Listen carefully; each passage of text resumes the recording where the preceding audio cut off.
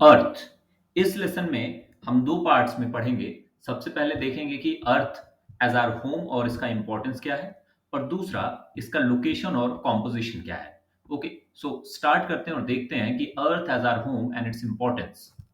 सो earth के बारे में अगर हम देखें तो earth is the only known planet in this entire universe जहां पे हमें लाइफ देखने को मिलती है। इसका मतलब ये नहीं है कि किसी और प्लैनेट पे लाइफ हो नहीं सकता है, पर इसका मतलब ये हुआ कि अभी तक हमें किसी और प्लैनेट पे लाइफ मिला नहीं है जैसा कि हमें अर्थ पे देखने को मिलता है। ओके, सो इस वजह से अर्थ एक हैबिटेबल प्लैनेट है। और ये इनहेबिटेबिलिटी अर्थ की आती कहां से है? तो यहाँ पे हमें एक यूनिक कॉम्बिनेशन देखने को मिलता है एटमॉस्फेयर, टेम्परेचर रेंज और अबंडेंट वाटर का, जिसकी वजह से हमें डाइवर्स इकोसिस्टम्स और वैरायटी ऑफ लाइफ फॉर्म्स अर्थ पे एग्जिस्ट करते हुए दिखाई देते हैं। अब ये जो यूनिक कॉम्बिनेशन है, ये बेसिकली अर्थ को एक गोल्डीलॉक जोन में लोकेट करता है इस यूनिवर्स में, इसके स्टार के अराउंड। ओके, सो सन के अराउंड अर्थ की जो पोजीशन है वो इतनी परफेक्ट है कि जो वाटर है that remains in liquid state. ठीक है, तो अगर वाटर लिक्विड स्टेट में है तो वो लाइफ के लिए यूटिलाइज किया जा सकता है। ठीक है, तो यहाँ पे एटमॉस्फेयर भी है, टेम्परेचर रेंज भी है और वाटर भी सफिशिएंट है। इस वजह से अर्थ गोल्डीलॉक जोन में लोकेट होता है। ऑलरेडी यूपीएससी पे इस पे क्वेश्चन प्रीवियस ईयर्स में पूछा जा चुका है। सो अब जब अर्थ की ये यूनिक पोजीशन है तो इस वजह से अर्थ की हेल्थ और बैलेंस को, इकोसिस्टम बैलेंस को प्रिजर्व करना पूरे ह्यूमैनिटी की एक शेयर्ड रिस्पॉन्सिबिलिटी है।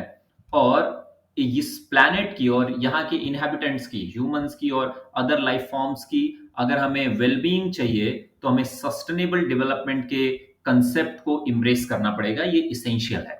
ओके, क्योंकि अभी के टाइम में climate change and global warming और जो लॉस ऑफ स्पीसीज है, मास एक्सटिंक्शन इवेंट्स जो हो रहे हैं, उनकी वजह से अर्थ का इकोसिस्टम बैलेंस बिगड़ चुका है। तो इसलिए ये बहुत ही इंपॉर्टेंट है। नेक्स्ट हम समझते हैं कि अर्थ का जो लोकेशन और कॉम्पोजिशन है वो क्या है इस यूनिवर्स में। तो earth is the third planet from the sun in our solar system. Okay, so sun के अराउंड मल्टीपल प्लैनेट्स हैं, जिसमें कि अर्थ जो है वो थर्ड लोकेशन पे है। मतलब अर्थ के क्लोजेस्ट मरकरी है, उसके बाद वीनस आता है एंड देन थर्ड नंबर पे अर्थ आता है। अर्थ के बियॉन्ड मार्स है। इसका मतलब ये हुआ कि अर्थ की जो लोकेशन है वो सोलर सिस्टम में वीनस और मार्स के बीच में है। ओके, और earth is the only known celestial body to support life. Okay, so earth पे ही लाइफ है, ये ऑलरेडी हम डिस्कस कर चुके हैं। अब अगर हम अर्थ के कॉम्पोजिशन की बात करें तो earth rock fragments, gases, dust particles और मिनरल्स, इन सभी से मिलकर बना हुआ है। Okay, so over the billions of years earth के फॉर्मेशन में ग्रेविटेशनल फोर्सेस के इफेक्ट की वजह से ये सभी rock fragments, gases, dust particles और मिनरल्स एक दूसरे में कोलेस होकर अर्थ का प्रेजेंट डे स्ट्रक्चर बनाया है। ओके, सो अर्थ बेसिकली एक लेयर्ड स्ट्रक्चर में बना हुआ है, और ये लेयर्ड स्ट्रक्चर है यहाँ पे जैसा कि हम इस डायग्राम में देख सकते हैं।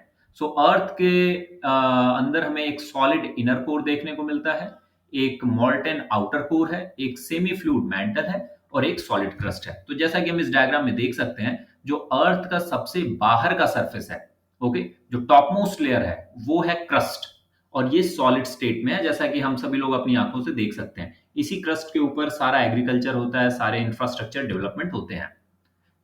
क्रस्ट के डायरेक्टली नीचे हमें मैंटल देखने को मिलता है, जो कि एक सेमी फ्लूइड कंडीशन में होता है।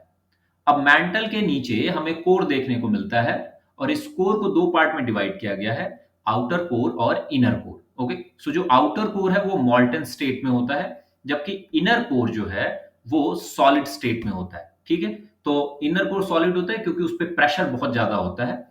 मॉल्टन कंडीशन में जो आउटर कोर होता है उस पर रिलेटिवली लेस प्रेशर होता है। ओके, सो इस तरीके से अर्थ जो है वो लेयर्स के फॉर्म में है। अब अगर हम अर्थ के क्रस्ट की बात करें तो अर्थ का क्रस्ट जो टॉपमोस्ट लेयर है ये रिच होता है मिनरल्स में, और यहीं से हमें सारे के सारे न्यूट्रिशंस मिलते हैं अपने प्लांट्स के लिए भी। ओके, सो अर्थ के क्रस्ट में जो मैक्सिमम है वो है ऑक्सीजन। ओके, 47%।